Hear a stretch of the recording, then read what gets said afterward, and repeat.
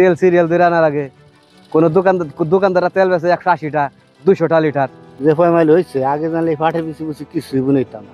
এই দেখেন না পাটের অবস্থা কি ভয়াবহ অবস্থা। পাট থাকতো এত আনি, এনে পাট হয়ে যাবে এত আনি, আর এনে পাট এই যে গুনগুনিয়া।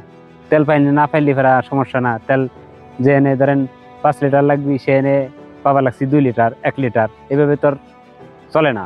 তাহলে তোর কিভাবে হইলো নাকি? যদি মনে করেন যে 5 লিটার জায়গায় 5 লিটার পাইতাম, তাহলে সে আমার মনে করেন পুরোটা আমার হইতো।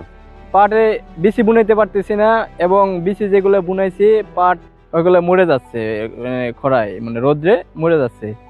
এখন পানি কিভাবে দেব, তেলই তো পাচ্ছি না। যার কারণে যে শালতা মাঝে মাঝে বলে যে পাম্পে তেল দিচ্ছে, তা আমরা পাম্পে যাই সিরিয়াল ধরাইয়া পাম্প পর্যন্ত যাই, তারপরে কি করে তেল নাই বলে আমাদেরকে পাঠিয়ে দেয়।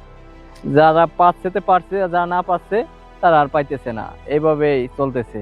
খালি সমস্যা না তো, সমস্যার উপরে সমস্যা। এই যে আমরা ক্ষেতটা করছি, এখন পানি দেওয়ার বিনিময়ে আরো পাট আরো বড় হইতো, এখন ছোট হয়ে গেছে। সিরিয়াল ধরে তেল আনা লাগে, পাম্পে মারামারি, বোতল দিয়া, মানে ইত্যাদি বিধি কিস্তি। আমাদের তো ঝামেলাই, আমরা তেল পাই না। তেল সিরিয়াল ধরে আনা লাগে। কোনো দোকানদাররা তেল বেচে 180টা 200টা লিটার।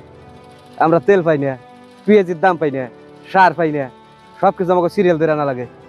সব ডিলাররা চুরি হয়ে বেঁচে নেয় অন্য জায়গা, আমাকে দেয় না এক ভোটো।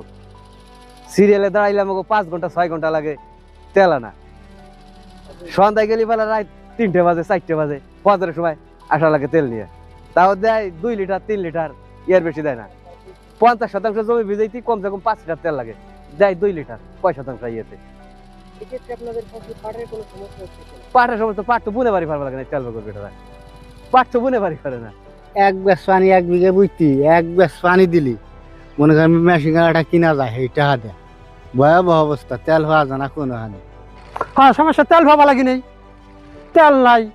বর্তমান যে সরকার লাইন ধরে তেল দেওয়া লাগছে, তো সমস্যা, তেল লাই ফেল লাই, কি করেন।